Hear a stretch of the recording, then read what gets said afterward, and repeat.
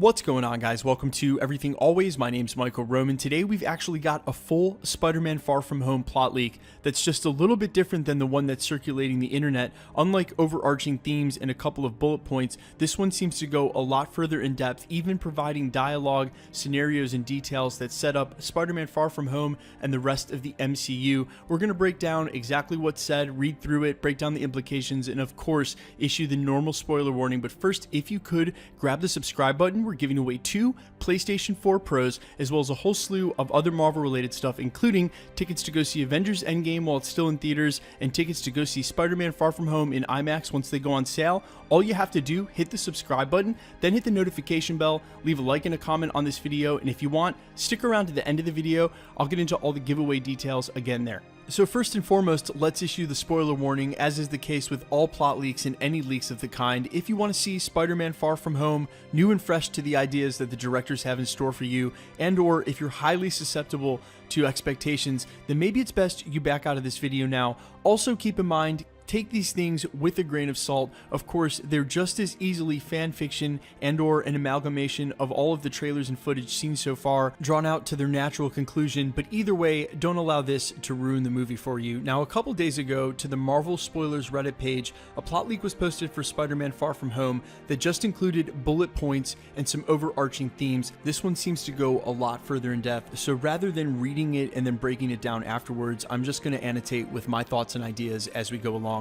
The movie opens with Peter, Aunt May, Happy, and a couple others aboard a private jet on their way back from Tony Stark's funeral at his cabin in upstate New York. On their way back to New York City, Happy does his best to console Peter Parker, explaining that Tony would not have sacrificed his own life if he didn't know there were those who were worthy and able to continue the fight, and that Spider-Man should consider himself lucky that Tony thought so highly of him and considered him perhaps his number one to inherit the role. As Peter and Aunt May return to their apartment in Queens, Aunt May reminds Peter that they have that charity event tonight and tries to console him as well, seeming to almost mirror exactly what Happy said to him, and that Tony would have wanted the best for him to continue living his life, and that Tony trusted that he would do his best to protect the people he could when he could, and that's why Tony trusted him so much. She then tells Peter lovingly that he doesn't need to be the next Iron Man, but then jokingly says, "You do need to be Spider-Man, and tonight, so put your suit on because we need to get ready to go."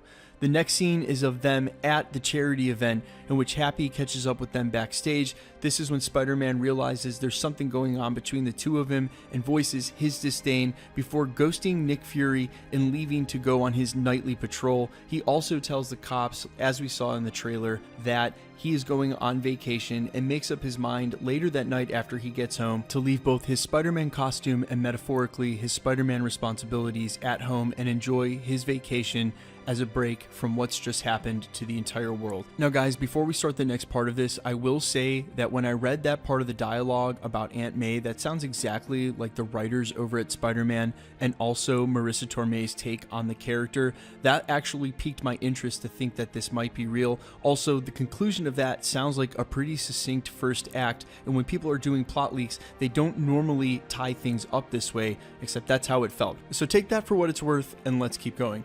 The next scene opens with 2 men off screen speaking to each other in a heavily inflected Eastern European accent, could be Russian, explaining that their time has come and those who have done them wrong, particularly the Spider, will meet the end that he deserves. They refer to him 2 more times as the Spider as they continue to talk in plans that are in a different language and not translated on screen. The next scene opens up with Peter on a boat in Venice. This is the first day of their field trip as they've begun in Italy, and they make sure to let the audience know at this point that some time has passed, either a couple of weeks or a month, as Ned remarks that planes have just started flying again since everything's been cleaned up. Ned also goes on to remark that he can't believe a friend of theirs is quote-unquote famous now, a model and in college, while they're still in high school. The day seems to be going smoothly, and Peter continues to flirt with MJ until it's interrupted by the report of some monster attacking London,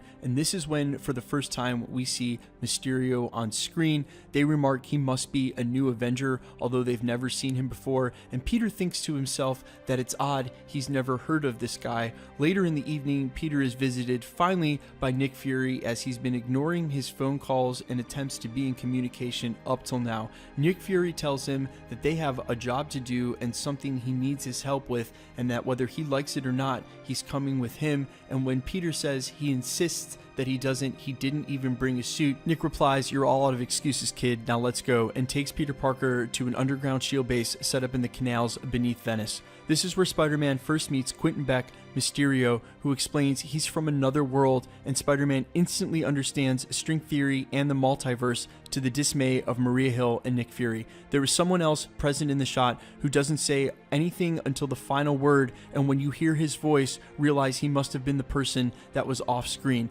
As Spider-Man goes to battle the next elemental, a rock elemental in Germany, him and Mysterio team up, and he realizes that Mysterio is much more powerful than Spider-Man could ever be. For some reason, Spider-Man can't seem to hit or do any damage to these monsters, but Mysterio knows all the tricks and sweet spots and seems to have unlimited power in taming them. Mysterio goes on to explain to Spider-Man that being from his plane and dimension, he just understands these creatures better, and that's why he has more control. He then tries to attempt to become that mentor figure which Iron Man was to Spider-Man, explaining that he can be anything he wants to be, that he doesn't always have to play the role of the hero, and that if he feels like the responsibility cast upon him is too much, that he can set it aside and leave it to people like Mysterio, whose whole life are meant for that, who understand the responsibility and want to take it head on, who don't have, as he says, loved ones to put at risk. As Spider-Man/Peter Parker has already explained that every time he gets involved, he just seems to lose the people closest to him.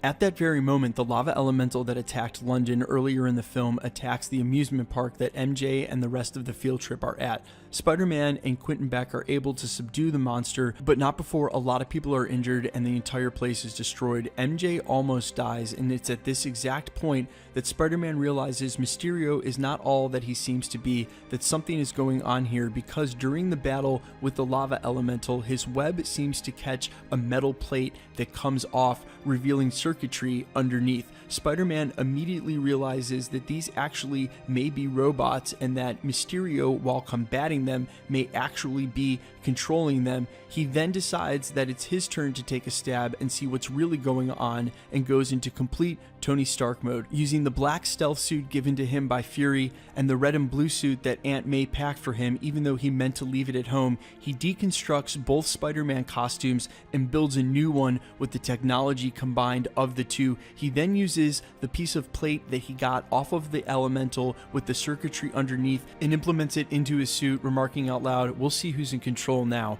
There's a knock at the door, and MJ asks if he'd like to get some air, to which he agrees, and while they're on their walk, he attempts to tell MJ how he feels about her, but she stops him and calls him out for being Spider-Man, to which he replies, "I don't know if I can be Spider-Man anymore, but there's something I have to do." She replies, "Oh, there's something you have to do. Of course there is. You're Spider-Man. Go get him."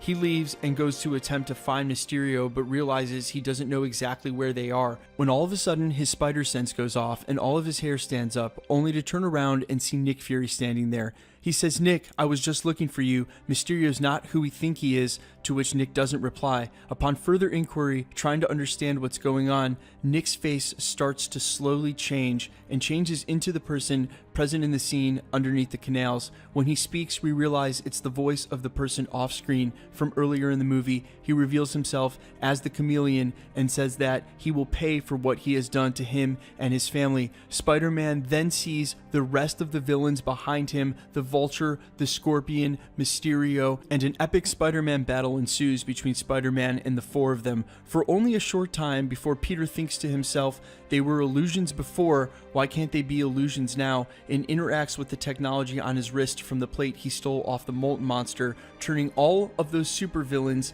into superheroes. Where stood the Vulture and Scorpion, now stand Iron Man and Captain America, illusions at that, and then square off against Mysterio and the Chameleon, easily defeating them. As soon as the work is done, he wishes Tony an extremely heartfelt goodbye, to which Tony's AI seems to be intelligent and tells him, "Kid, I'm proud of you, just keep doing this and it'll all be worth it." A crying Peter then sees his friends reunited and the real Nick Fury approaches. The movie ends with Peter back at his apartment in Queens telling Aunt May that he has some stuff to do with the suit.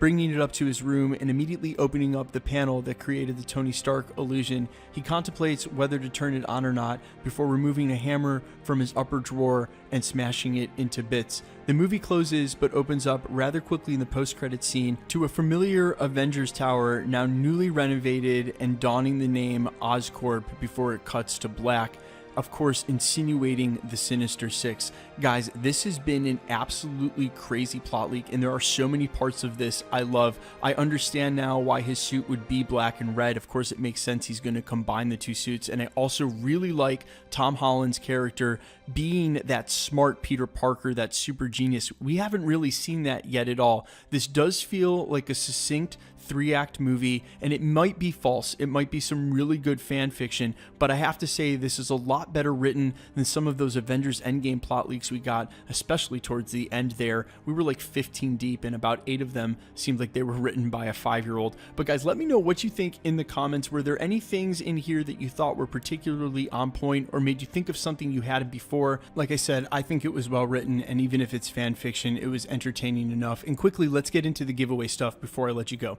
All right, we're giving away 2 PlayStation 4 Pros, one at the 400,000 subscriber mark, which we're halfway to. Also, we're giving away a PlayStation 4 Pro over on my Spotify account, which is also free to enter, and a lot less people are going to do it, so your odds are way higher. All you have to do, follow the link below to my Spotify account, Allfires, stream the song and follow the account, screenshot that, and then send it to everythingalwaysyt@gmail.com. Like I said, far fewer people are going to do that than subscribing to the channel. We're also giving away tickets to go see Avengers Endgame in IMAX while it's still in theaters, and tickets to go see Spider-Man Far From Home in IMAX when they finally go on sale. All you have to do to win the PlayStation or the tickets or any of the other stuff we announce as prizes here at the channel, hit the subscribe button, then hit the notification bell, then leave a like and a comment on the video, and the more videos that you like and comment on, the better chance you have of winning. My name's Michael Roman. This is Everything Always. Thanks for checking out the channel, guys, and stick around. We'll be posting again real soon.